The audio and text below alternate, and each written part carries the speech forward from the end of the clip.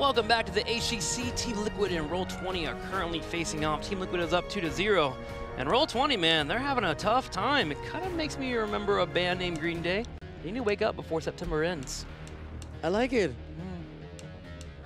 I mean, September just started.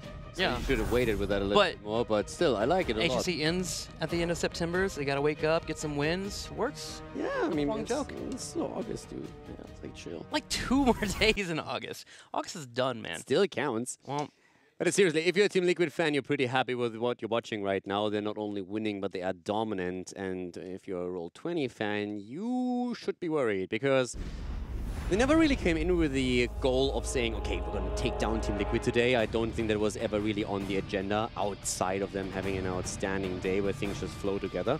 But the goal was be competitive, show that what was tried out in scrims really works. And right now, I want to say that Roll20 is pretty far away from that. This series is just not competitive in any way. Yeah. And that's a bit disturbing because I didn't really expect Roll20 to come in here and say, okay, we're going to take this today. I expected something along the lines where if they get a map win, that would already be a huge step forward. If they can secure 2, that would even better. But even from the losses, I expected them to try and be a bit more on eye level with Team Liquid in a lot of these team fights. And it's just not happening. There's a lot of mistakes where I think, okay, this is clear communication and coordination problems that I would have expected in part 1 of Phase 2. But where I say going into part 2 of Phase 2, I would have liked to see that by now solved. at least have a command in portions of the game, but it doesn't even feel like they even have that when it comes to both of these battlegrounds, or even last week when they were playing. They're having a really difficult time getting anything running. On the other side, for me, Team Liquid, I'm kind of disappointed that we get this level of play from them on offline play, or online play, last week and this week, but we didn't get this as a Western Clash. Where was this Team Liquid when it comes to a LAN environment? It's a really good question, and I mean, it's a question of do they choke too much on LAN events? Yeah. Because in Kiev, similar things happened than what we just had in Burbank, so Western Clashes in the recent past were not really a great environment for Team Liquid. Then again, the performance that they have now with Arcana taking over some of the draft responsibilities and also taking care of some of the research into the opponent that we're seeing here, it shows that it works well. So that gives me a bit more hope if they attend the next offline event that they can also translate it into an offline environment. Because a lot of the problems that they had at the Western Clash, talking to them after they dropped out, was that they just simply had one brain fart after another, where they moved in and all of a sudden snap picked something that they didn't even practice because they felt pressured into it. Yeah. So it felt a little bit panicky, they explained it that way. And they themselves said, we don't even know what happened here. Like, why we don't know why we did that, and we are heavily embarrassed by how we presented ourselves here. But this is the Team Liquid that people want to see. This is looking fantastic what they're playing right now. Well, we'll see if this play can net them a full 3-0 over the Roll20 Esports on the right side. Gonna have my ad band out, Sergeant Hammer as well. Similar openings to game number 2. It's gonna be an Abathur ban. Where does Diablo land on this map? Where does Thrall land? Those are questions, again, that I personally have for this series right now. Liquid has played Deckard Cain and Diablo a lot on this map. So with Diablo not being picked up by Roll20, I expect Deckard Cain to be picked by Team Liquid immediately on this lineup in the 1-2. Do you move into Muradin here? Do you grab that early? I don't even think that they have to commit to Muradin or the frontline this early. There's the Thrall. Oh, wow. And Alex Straza over Deckard Cain works as well. Also a lot of zone control. Deckard Cain more so the idea of really sealing your opponent in place when they're trying to move to the choke points. Alex Straza, of course, gives them control on the point as well. They have played her 3 times here so far. 2 wins, 1 loss. We saw Alex Straza do really well for them on the last map, so I can absolutely get behind this pick too.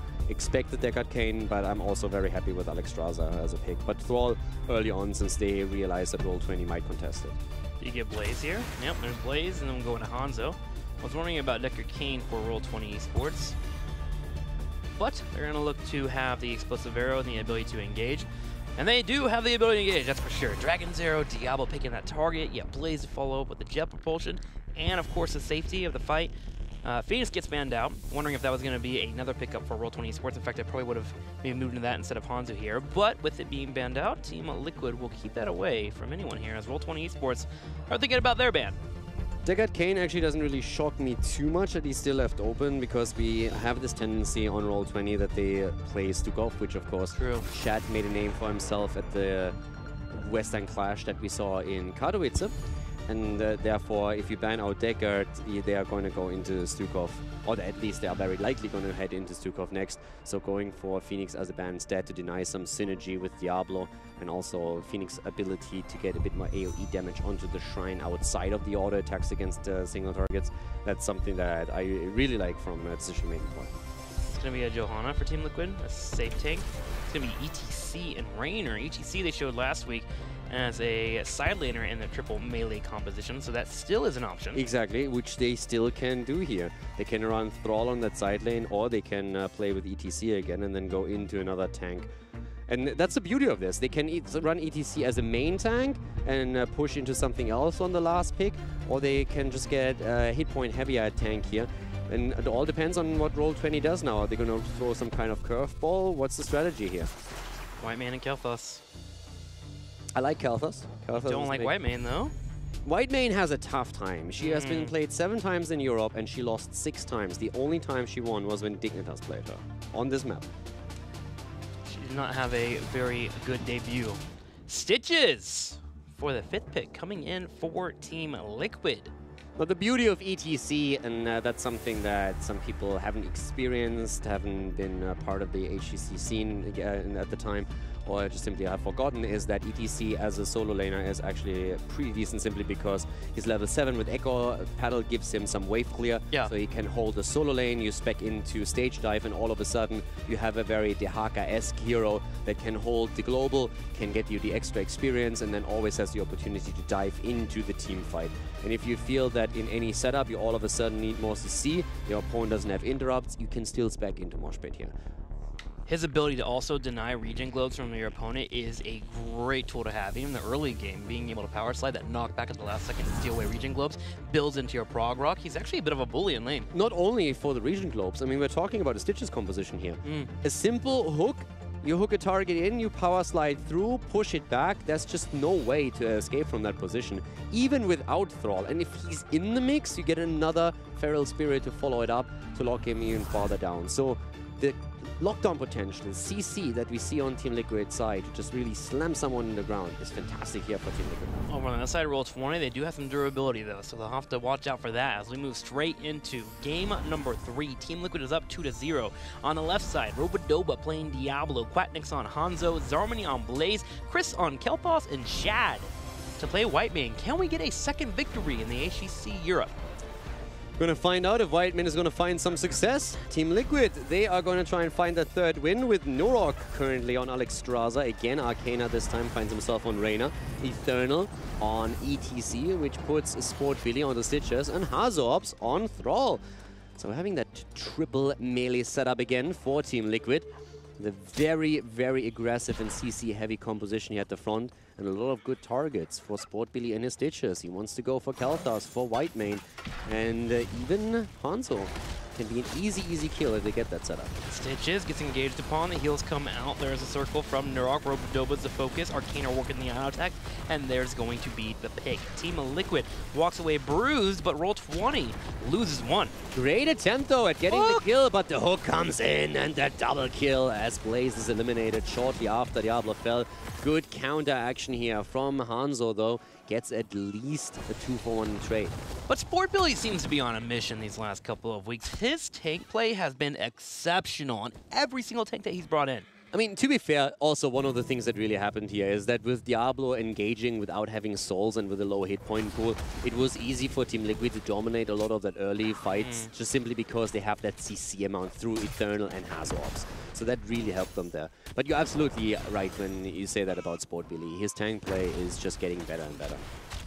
Roll20 immediately heads straight over to their camps and start to clear that out. Level 1 pickup for Whitemane is going to be that Clemency, looking to heal her teammates there with the Inquisition, being able to Really just kind of stand still and provide heals. It is something that you have to be worrisome about. You do just kind of stand there and you can't picked off, but it's a pretty solid talent if you're just trying to make sure that you keep your teammates nice and healthy. Yeah, the cooldown reduction, the passive one, really helps a lot, and of course it helps you also with targeted heals here. We've seen a lot of desperate plea builds, so that's the second variation that we see on White Mane. But again, she hasn't really found success yet, at least not in Europe. 1 victory, 6 losses. It's not the biggest sample size at this point, but it already gives you a bit of a trend. INFERNAL comes in for a power slide, rotating from that top lane. Finds no one to pick off, though, but Sportbilly, he finds something. He drops down a hook. Immediate follow-up from Hasselhoff with the Wolf. And you can already tell that Roba-Doba here needs to be very careful, and this is already a pretty big statement. If you put your opponent's Diablo really on notice, we've seen how Diablo can really bully someone in the last game because of that draft, but now him going up against that triple melee setup with all that CC, even a lot of Terra, has to be very careful, especially when he's not stacked yet on his Soul Quest. Speaking of the stacks, it's currently sitting at 28. Shrine activates. We'll be in the middle lane. Night Camp has been prepped on the left side by Roll20 Esports, and they're actually going for an aggressive invade on the camp in the top right, but INFERNAL, he's here, and so is Hasselhoff. INFERNAL controls space, goes in for the power slide. Here comes Harmony. Diablo is in, and that might be a kill against INFERNAL, and they get it. Roba-Doba is alive and walks away, but the problem is everyone else has also to escape, and that hook is coming just from left field here. The root follow-up is ready, but Diablo still survives through all of it. The camp, though, taken by Team Liquid. The best part, too, is that the Dragon was actually popped by Team Liquid, which means their Shrine control isn't as strong as it would normally be. There's another problem, though. With the early kill against Thrall, we have only 11 stacks on Hazo-Ops here for Team Liquid right now, so that's a bit of an issue. Normally, at the first objective, you want to have that quest completed, and the Echo of Elements is just not done yet, and that means that you don't have that second charge of your Lightning. Roll20 steps up and looks to control that Shrine. Looking into White Mane, level 4 comes in, moving into the High Inquisitor, actually, which again gives you that mana refund and also resets all of your stacks of Desperation. I mean, there's a lot of really good talents here on level 4 online, but definitely the Desperation, removing all of the stacks, is important for White Mane, just simply because mana can be a huge problem. Mana management is going to be a bit more easier now here for Shad. Kel'Thas on level 4 went straight into the Netherwind, as you would expect here. Kel'Thas is going to have a pretty big impact on a lot of these fights with the AoE that he provides. And I'm curious to see what the level 7 talent is going to be for Kel'Thas, because there's still a bit of a discussion of what the better choice is. In this case, we're seeing Chris actually speccing again into Burn Flash, but we've already seen a lot with the auto attack focus, especially on the Korean side. Love that auto attack talent, getting 2 charges of it, allows you to kind of burst from afar, play it safe. But again, Burn Flesh can be great against multiple melees, and there are a lot there for Team Liquid. Hook gets in from Sportbilly, as Chris gets tucked underneath the forward, but Zarmni is there to help him out with Shad coming over and providing the heals. Absolutely fantastic hook here. Sportbilly's positioning has been so on point, and he really threatens Kel'Thas' life. But of course, with Gravity Labs being there, you have some CC to at least buy yourself some time, and that gave enough for Blaze to move in and follow it up with a jet propulsion. I also want to highlight again the level 7 talent that we have for Blaze, in case that you haven't seen the Eastern Clash. That's where Crossfire all of a sudden came online. Eastern and Western Clash, both of these events, we all of a sudden saw the build on Blaze adjust a lot. All this being said, think about Game 1 and Game number 2. Roll20 found themselves in a spot where they were a level behind Team Liquid. Moving into Game number 3, they have held their own and in fact find themselves half a level over their opponent. So Roll20, that break seemed to have helped them out. The first objective definitely really helped here for Roll20. So at this point, they, maybe it was a break, as you said. They just find a bit more of a rhythm and a bit more synergy. Now, we're not on level 10 yet, but this is definitely looking a lot more what I expected heading into the match than what we saw in Game 1, Game 2. So let's see how Roll20 is running that into the mid-game now. Going to the next Shrine phase that spawns soon, Team Liquid will have that Dragon Queen. That's the one element they were missing in the first fight around the Shrine. Obviously, well played by Roll20 Esports with that coordinated gank in the top right corner to find a pick, but also to get that Dragon Queen popped in. But as we continue to keep moving forward, we're getting to a spot where Roll20 might actually have their 10s over Team Liquid, that Shrine spawning in. Team Liquid hoping to soak up as quickly as they can to get their 10. I really wonder a bit what it's just going to go for. I would expect Putrid Vial for Shrine control, but there's always, of course, the chance that you are going to see the Gorge and then follow-ups through stuns to get a target isolated and taken down. But normally, with a setup like this, the idea is control the area around the shrine, try to get that AoE in, and Putrid Bile is fantastic for that. It just gives you the protection, too, for both Nurok and Raynor, who are attempting to be as safe as they can, not to get caught in the back line. You drop that Bile, and Diablo's not going to charge to that, or he'll get locked into place, and you'll have that level 1 being procced by Raynor. So you could definitely see that Bile come in, but wouldn't mind seeing a bit of a change-up when it comes to Gord to see what Team Liquid is planning to pick up here. ETC should be Stage Dive. Sitting on the side lane, this soaking is always a solid play to pick up. There it is, Stage Dive comes in, and Hyperion actually for Raynor. Yeah, we see a lot of AoE damage coming out of both teams now. Putrid Bile, Hyperion locked in on the side of Team Liquid, and then you look over to Roll20 and you see the Lightning Breath and also Phoenix taking over Pyroblast here for Kalthas. So a lot of this really just hinging on AoE abilities, trying to set something up here. Whitemane, on the other hand, going for the Divine Reckoning.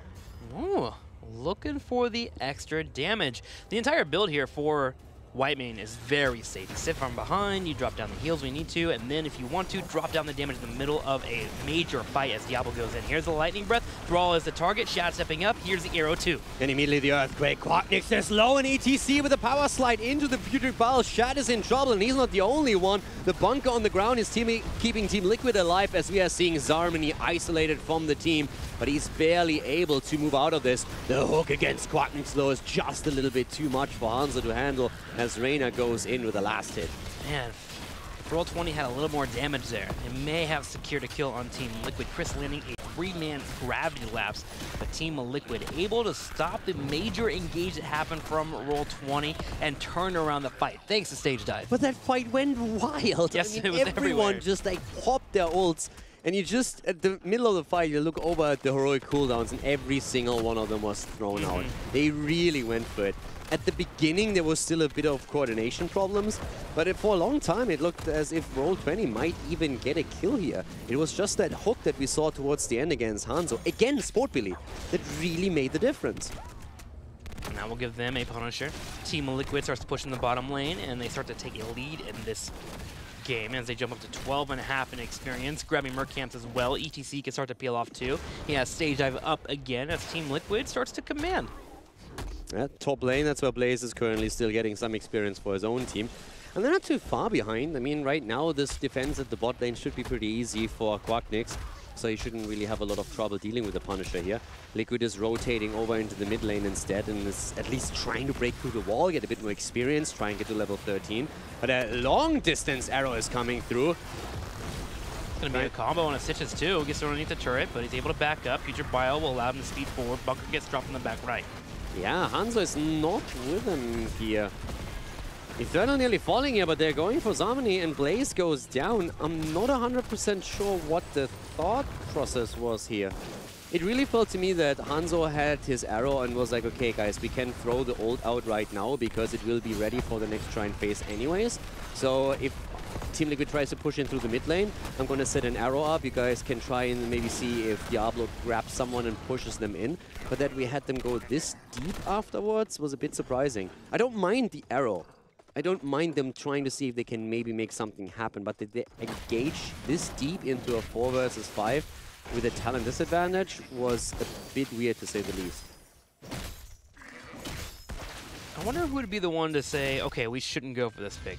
Because you had the gravity lapse that followed up afterwards, right? Into the Dragon's Arrow, you had the target, and you had a couple of moments to decide, does Diablo want to fully engage here? And he went for the actual engage and tried to toss Stitches underneath the turret, but Team Liquid was prepared and ready to go on all fronts. It even seemed like there was a chance for Diablo to get picked up. Yeah, it was a little bit weird. But then again, I mean, it could have been a kill against ETC too. It was really close there. No. It's just they went a bit too deep for it. I think it's tempting once that the arrow really connects from that distance. And once more, throwing the arrow out is not an issue because you see it ready again already. So it's like there's no problem here whatsoever. But yeah, it's a tempting spot. Just to put it like that. That's one of those situations where you can definitely say, okay, in the heat of the moment, it's tough. Kana, again, in a bit of trouble here. Here comes the Lightning Breath. They're going for that back line. Stage Dive comes in. Doesn't hit too much, but the follow-up is there against Chris. And Chris trying to move out, but the Putrid Bile is making it difficult for him. Whitemane keeping Kalthas alive for a long time here. And there's a lockdown against Sportbilly. Immediate follow-up and Stitches is gone. Great moves by Roll20. Yeah, really keeping KT alive. Whitemane providing the heals. Diablo, of course, was picked up. He has to respawn now. Blaze will attempt to go for another engage there, but stopped by the Wolf immediately. So Team Liquid, it does trade out 1-for-1, gets a little bit of damage on that keep. But very bold play from Team Liquid, diving into the middle keep when the first keep was still alive on the bottom left. I mean, there's definitely a couple of moments where Roll20 is just looking so much better right now. So this is more coordination as we could expect it. It really just feels for them, it would make sense to move away from snowbally maps that are just like too snowbally. Tomb of the Spider Queen, Volskaya are usually very decided. I don't want to say decided very early on, but normally early on you can, as the team that wins the first objective, establish a lead in the game that is very hard to break through. Yeah. And that felt like something that Roll20 struggles with. This is more so a map where you're a little bit more on par with your opponent. So right now Liquid is still running that show in the mid game after level 10 abilities came on. But Roll20 is definitely showing signs of improvement a lot. This is more what I expected heading into this match from all games. And so far we're getting in the third one. But this is something where I can see Roll20 winning a team fight. Now with that being said, we've been seeing a little bit of improvement here and there, but we're also getting these weird elements of surprise that they're attempting to pull off. It's twice now in this series. We had one on game number 2, where we had the Sundering to try and push somebody into a fight. Decisions need to be decided sometimes in the flow of a fight that need to be decided by whoever is either the main tank or the main shot caller to back up. Because it seems like they say, okay, let's fully commit to this idea, and they fully commit, and there's no moment where if the opposing team handles it well, will they stop and back away. I think that's the next area of improvement for them. They need to figure out who that person is, who becomes their anchor to stop those moments from happening. I mean, you're alluding to the arrow situation. This is really one of those where I feel that's one of those things where it's tense in the moment, the arrow connects, and all of a sudden you get a little bit too greedy. You gotta have that clarity, you know? It's like, not quite the moment we need. ETC was so low that I can see the thought process there, because he nearly fell. It was nearly a 1-for-1 trade. But then you have Blaze in, and of course there's the displacement. ETC pushes someone in, you have a hook coming through, and then even with Bunker, they can't keep him alive. If you think about that later on in hindsight and you look at the replay, you're like, why? Yeah. Arrow is good. If you don't get the immediate kill, just leave it. But we engaged into a 4 versus 5 outside of turret range with the time disadvantage. I mean, duh, you don't want to do that. But in that one moment when it just happens, you have that juicy target just in reach. And you're saying, I can get this pick. Yeah, if you just can push him into the towers, if Diablo gets the flip and gets the push, and then all of a sudden we're good, we get the kill, we move back immediately, we get our talent, they're on the back foot. For me, going. If how the Heroics interacted, if we had Diablo go first after the Dragon's Arrow, push them into the turret, and then have the Gravity Lapse come afterwards, that could have been a kill, right? It's all about that timing and who is the first one to lead in. It's all about the rhythm, the domino effect, right? So, again, things Roll20 can work on, and again, they're getting there. It's just right now, Team Liquid is just on another level. But, I mean, it looks at least better from Roll20. From their perspective. I mean, when you look towards Team Liquid, I think right now they're having a few moments where they overstep a bit too much, which is also understandable given how the last 2 games went, where they have just incredible execution, way above of what we are seeing from Roll20. So right now they're trying to push the agenda even a bit more, trying to go in and see if they can get that keep at that bot lane, for example. But their sync is still good. And they got the kill against Diablo at the bot lane, which actually was surprising to me. I really felt that Roll20 overchased a bit too much there. That was a kill after Stitches fell. I was like, okay, take the win right there. Stitches is down. Now, all of a sudden, you're in a 5 versus 4 on the map. If you can chase someone, get another kill, that's great. But at the same time, that map control you established at that point, use it. Get camps. Try and get out. Soak those lanes. Make sure that you're at even experience when you head into the next objective. And if you get a bit more lane pressure by taking camps, all the better. Especially when you have that first layer of defense down like Team Liquid has on that bottom side. Middle keep also has taken a little bit of damage here. Now, it looks like Christy Seedney is on his way back in, getting figured out right now. Very, very close to being straight into the game, and we'll get that all figured out. Things that Team Liquid, however, do have as a weakness that we can continue to focus on is it seems like there are moments when they have opened the map like you're taken the map control, moved forward, or they go for a major core rush or try to go for a kill in between 2 keeps.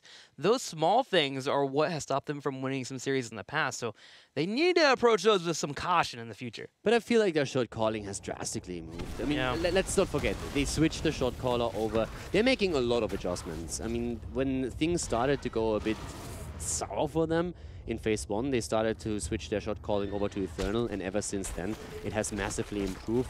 Now they realize at the Western Clash that they have still some problems with researching properly for an opponent, what lessons to take from that, what to focus on when they're trying to exploit weaknesses and strategy on an opposing team, and in the drafting. So now all of a sudden it's Arcana that does a lot of that, and it really feels like every single adjustment they make shows results and makes them stronger as a team, and that makes them very, very terrifying in the current setup. Even the Roll20 Nurok, for example. Yeah. It's a perfect example. Like, he's just completely killing it on the support. Just goes to show when you're able to find a 5-man team of dedicated players what you can perform, right? If you're willing to adjust and adapt on the fly. Now, as we head back into the game, Team Liquid has re-established that control we were looking for. Roll20 Esports is attempting to get 16, and they will grab the fort in the bottom lane to get said 16.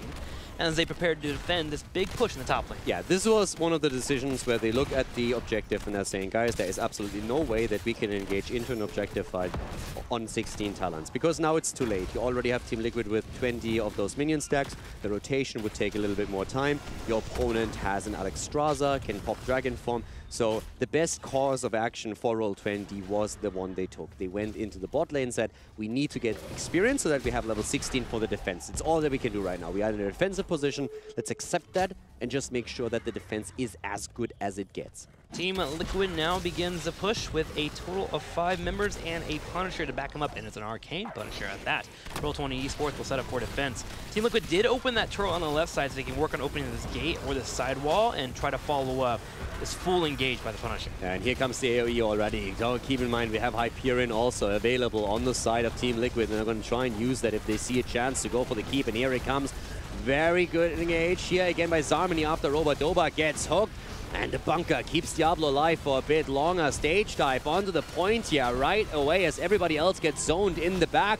And again, Diablo far out here as we're seeing all the displacement coming into play for Team Liquid. The kill against the frontliner, and this time he's down for the count. That was so unfortunate for Robodoba. Sport Billy fainted twice as if he's going to throw out a hook, and it looked like he wasn't going to follow through with it as the Punisher started to get focused. And then on a third feint, he finally turned around and threw out that hook and landed on Diablo. And from there, it was all about control as Team Liquid showed how much CC they have. But here's some lockdown on Sport Billy. Yeah, actually a really nice combo setup that we saw against Stitches. That did a ton of damage.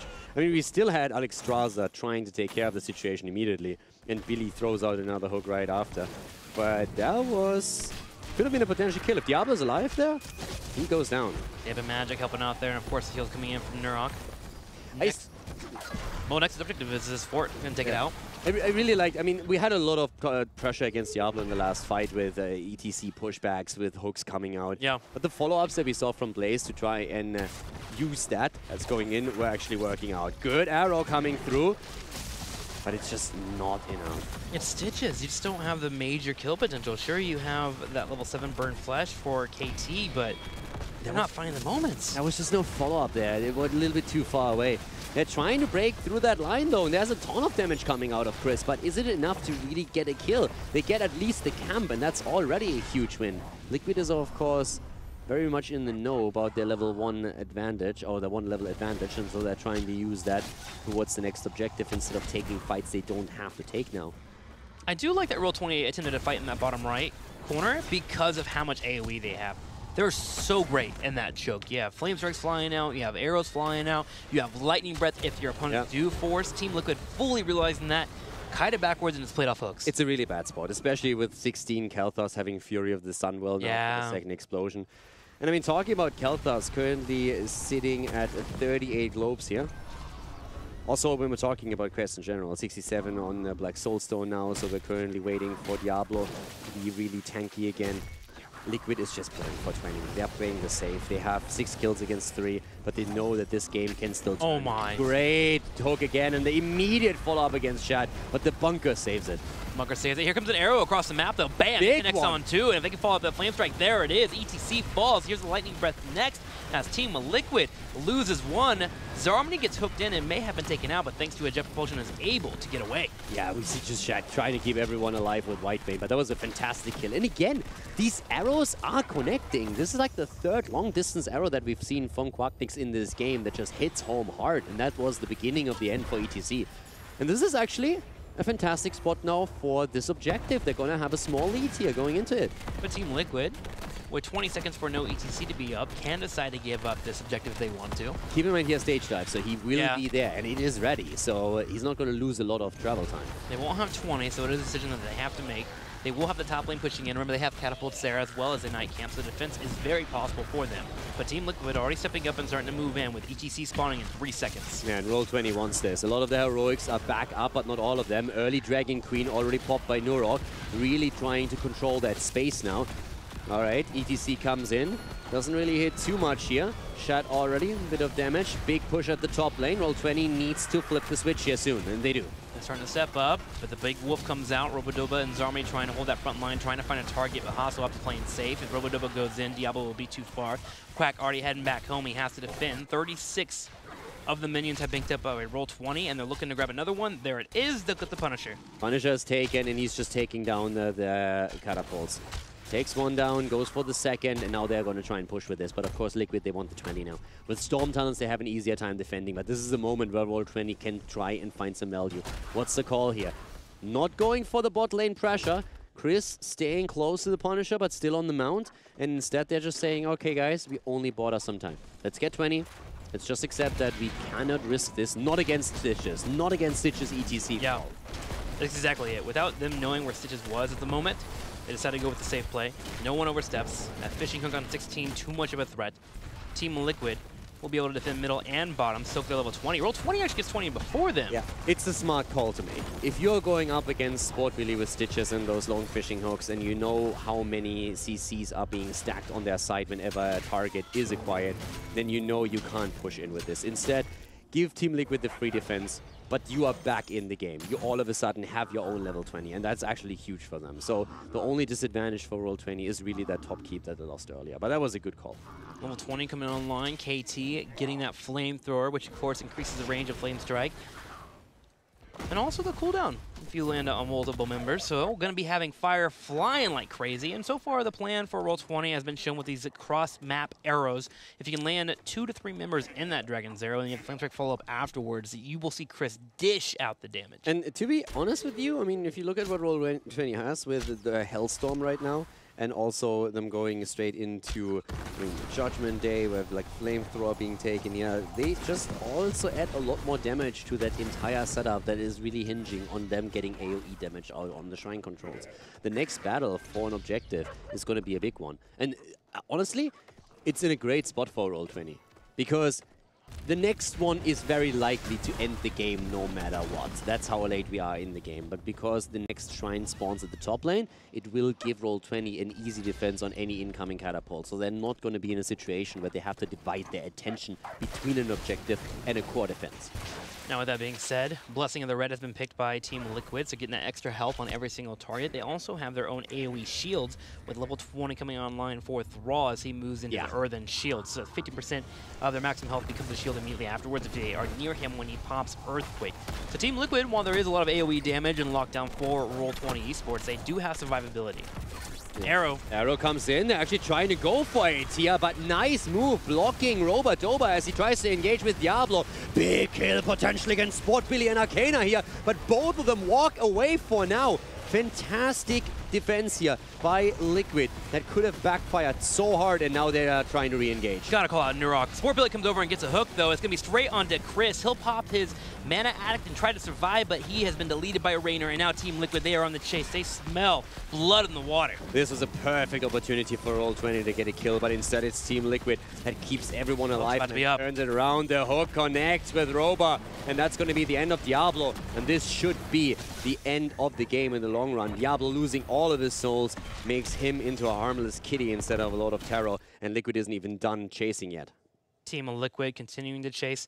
Quack as Zarmny being the only ones left. White Mane has gotten pretty far away, so she shouldn't be landing a hook there. But Team Liquid, as you mentioned, can make a play for the game. And that last fight, it really felt to me, if they don't focus on Arcana, but they shift the target to Stitches, who was incredibly low and way closer than Reyna, they get the kill. It really felt to me, if you get that one kill, all of a sudden you have it. I was surprised that they actually forced the engage in the first place, But when they did, it looked good. And to be honest, that was even with Stitches blocking the path onto Reina, which was the target in the first place. But if they just shifted, they all of a sudden have a 5 versus 4 going for them. It was a close one, because at the same time, too, Raynor was this close from falling, too. You got to call out Nurok landing that life bender, falling straight up into the Dragon Queen, getting out all the important heals, and the slight sidestep by Arcaner allowed him to survive. Absolutely. There were also a great amount of plays on the other side, but right now, you know, it's just Hook City. Hook after hook. Diablo already doesn't have the hit anymore, and Sport Billy, he just doesn't care anymore. I mean, this is just for the fans at this point. They are already in an amazing spot. Who needs a Shrine and a Punisher if you can simply go for core right away? That Fleabag, man. Sonaruda gives that 6-second cooldown reduction, brought out another hook, and Team Liquid, with the hooks flying out, are able to move in and start hitting the core, and this will be lights out for Roll20 if they can't hold. Big flamethrower coming out, though, and burn flesh. Where did that come from? Chris. Nice kill here against Reina, not even popping the Hyperion. Is that bringing them back? 1 down, 2 about to respawn, but Liquid still with 4 versus 3 on the map for now, and the early access towards the Shrine. Pressure in the mid lane through the camp. Should threaten the keep in the long run, but does it matter? It's all about ending the game. 10 seconds for Diablo to be back. He will be low on souls. souls. Has a global, more or less. He has a play of the game, so you can send that out. Team Liquid needs to spread out and prepare for that. Really looking for more Horks. Hasob's even there ready to follow up with a Wolf if he needs to. I mean, it's still going to be rough, but Roll20 all of a sudden has a chance. Okay, Hanzo is there. Diablo comes back. Hanzo waits for an arrow. Doesn't get for one immediately, and Liquid might have to give this one up. Look at the bottom, though. Big wave going in. Okay, Hanzo can clear that up thanks to that play of the game. Yeah. He's thinking about it. I think they're just accepting that they're going to lose it. They're going to try and get the Punisher and end with it. That's definitely what they're doing here. They want to go for Punisher and end the game. They know that fight is the important one. Here comes the hook. Arrow comes through, hits ETC, they're going in, the bunker's on the ground, and ETC is the target, immediately jumping onto him. Lifebinder once again moving in as we have Nurok saving Eternal, but the position still taken as Roll20 is trying to zone out Team Liquid. Is it going to be enough? Roll20 trying to escape, Zarmi is the target, he gets hooked in, he tries to jet propulsion out, he's so low on health, how is he still alive? ETC comes in with a stage dive, Eternal helping get the kill, Shad will be the next target, power slide in, into the knockback, Shad getting focused down, and Team Liquid waits for Raynor. They use patience and they're able to turn the fight around. They take down 2 and they are body blocking Roba Doba into oblivion. Still only on 31 souls, not enough HP to sustain himself through that. Not even with the wall bump here. He's gonna fall. That's a staggered death. Hanzo makes his way into the middle, trying to at least get a keep here for them. But that top lane Punisher should definitely end the game here. Team Liquid a bit late, but they are again on their way towards the core. Poor Billy already leading that charge. Couple of flame strikes coming out from KT, but it's all for naught. Team Liquid has the Punisher and it's barreling down this top lane, heading straight for the core. Yeah, Stitch is showing the moves here. A little bit of Fugic Bile around the core makes it all the more pretty. Quacknix, another arrow here. But yeah, this is going to be it. The Punisher already moving in. Quack at least got the keep in the middle, but that's of course it as the core is falling. The shields are gone, HP down to 50. Team Liquid moving in to secure themselves a 3-0 victory over Roll20 Esports.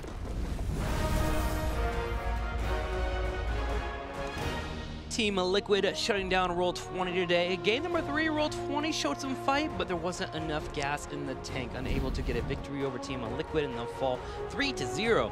But Team Liquid, Week 6, Week 7, delivering on all fronts if you're a Team Liquid fan.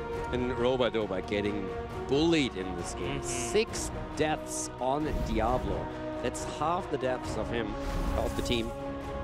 Hook's responsible for a large part. But yeah, there were definitely a few moments where Roll20, with slightly better coordination, could have gotten an important kill before an important objective. And this is a game where I could have totally seen Roll20 win it several times. There were multiple opportunities where they were so close of winning a decisive team fight that might have given them a lead to win the actual game. Way more competitive than map number 1 and map number 2, and way more what I expected from the series. Which leaves me in a bit of a weird spot. Is that something where Roll20 is saying like, okay, that last game redeems it for us? We could finally bring into play what we tried in scrims? Because, again, how realistic is a victory against Team Liquid? Yeah. They said they want to see the improvement, and on map 1, map 2, they got heavily shut down. Mm-hmm. Wasn't even competitive.